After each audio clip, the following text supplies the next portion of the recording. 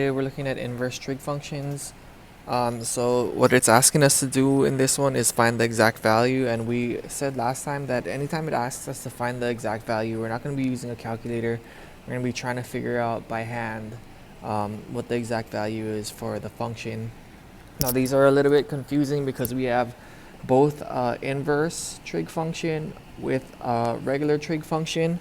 So I broke down the steps for us on the left hand side. So what we're going to do is from the inside find the correct quadrant. So we talked about this earlier.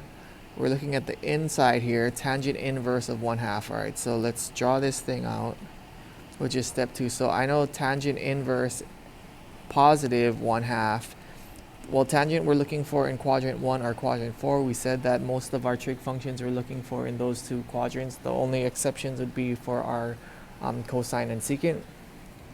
So we're looking at a positive tangent. We know it's in quadrant 1 because our x and our y are both positive here. What we're going to do is we're going to label it. So we know that the tangent is going to be the opposite over the adjacent side. So then let's label this. Opposite is 1, adjacent is 2. Right, because we have our 1 and our 2 there. We're going to use Pythagorean Theorem to find the missing side. So 1 and 2 are the two shorter legs. We're trying to find the hypotenuse. So we're going to make sure we set this up correctly. Our A and our B are 1 and 2. We're looking for a C, which is the hypotenuse.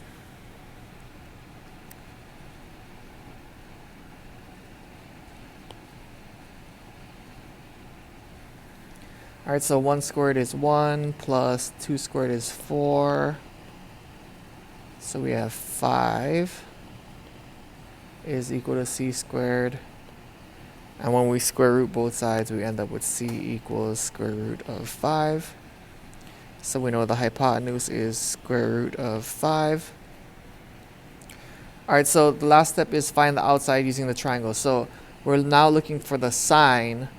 And we know the sine, let's change colors here. The sine is opposite over hypotenuse.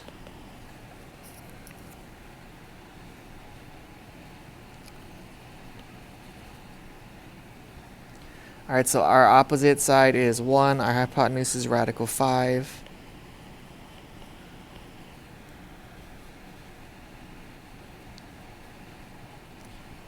Now, we said earlier that we're going to rationalize this. We're going to get into the habit of, so we're going to square root the bottom.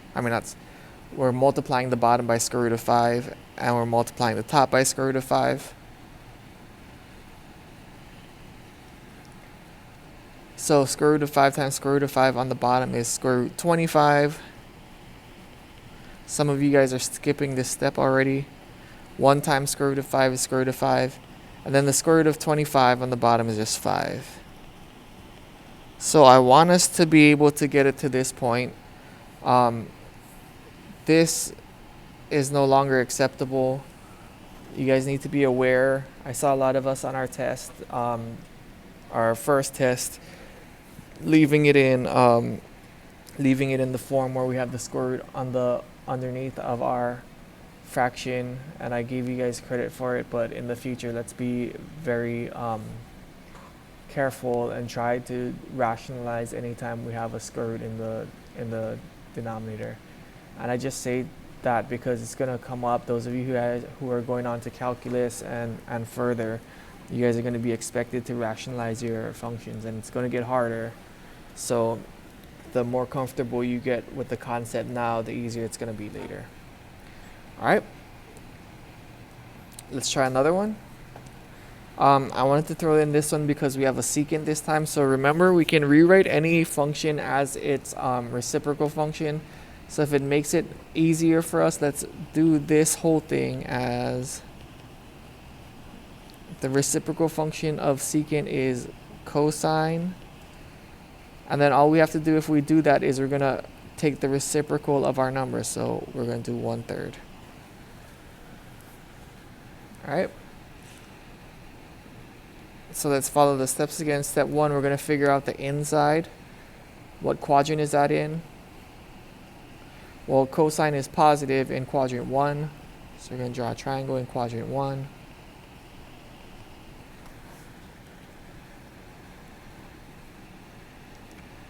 The cosine is the adjacent over the hypotenuse. So we're going to label our adjacent side 1 and our hypotenuse 3.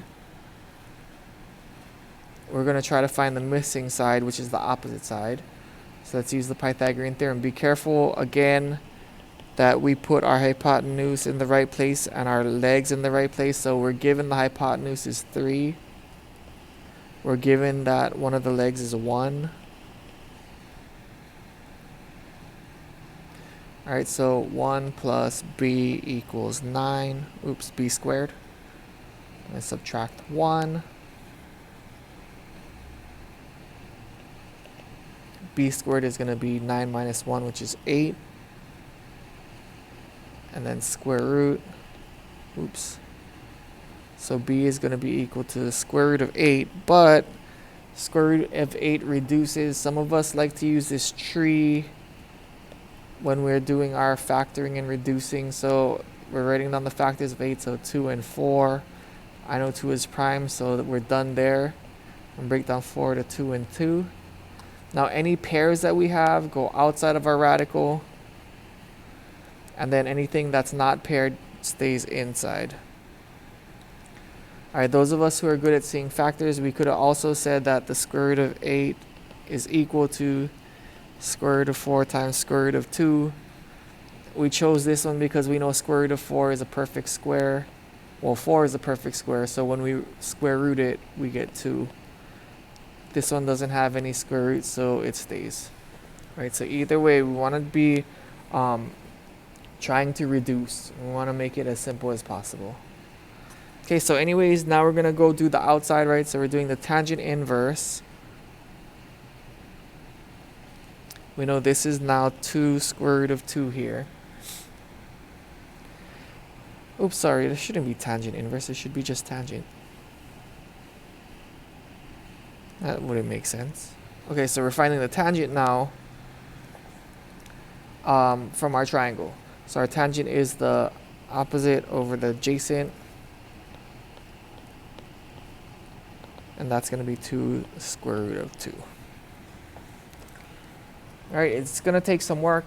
It's not a lot. It's just we need to follow the steps. It's not, well, it's a lot of work, but it's not anything that we shouldn't be able to do. We have the skills to do it. It's just drawing the triangle in the correct quadrant, labeling the sides, applying the Pythagorean Theorem, and then simplifying and figuring out the outside function from our triangle. So we're just combining a few of the ideas that we've already done. Okay, last one, and this one is just calculator work. It should be pretty easy.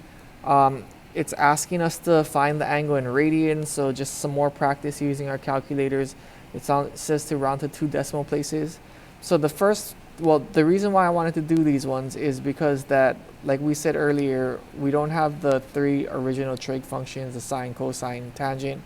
We have secants and cotangents here. So just to review, what we're going to do is we're going to take the cosine inverse, right, because cosine is the reciprocal function of secant, and then all we have to do in the calculator is to do the reciprocal as well for the number, so 1 divided by 2.1. And the reason is because we don't have a secant button, we don't have a cotangent button, we don't have a cosecant button, so we have to use the buttons that were given in the calculator. So let's go ahead and punch this in. So we're doing, where's Safari? There we go.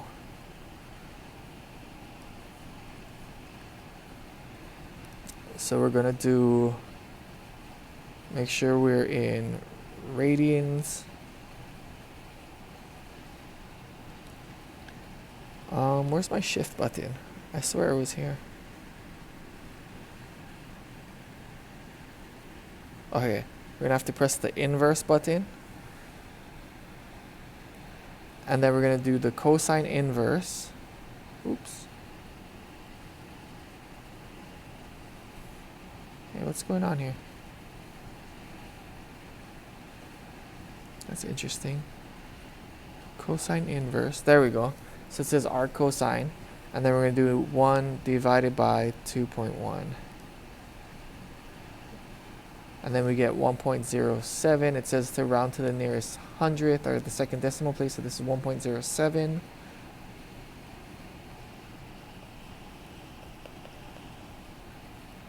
Okay, same thing with cotangent. The reciprocal function for cotangent is tangent. And we're going to reciprocate the fraction. So 2 over 1. So we're going to do inverse again to get the tangent inverse, which is arctan. And then we're going to do 2. You could do divided by 1, but 2 divided by 1 is 2. So this is going to be 1.11. 1.11.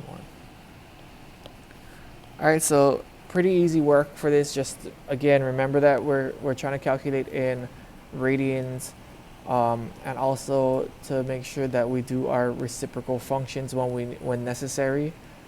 And then also when we do our reciprocal functions, make sure you reciprocate the value inside the parentheses.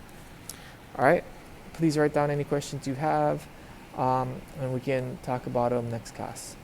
Alright, good job.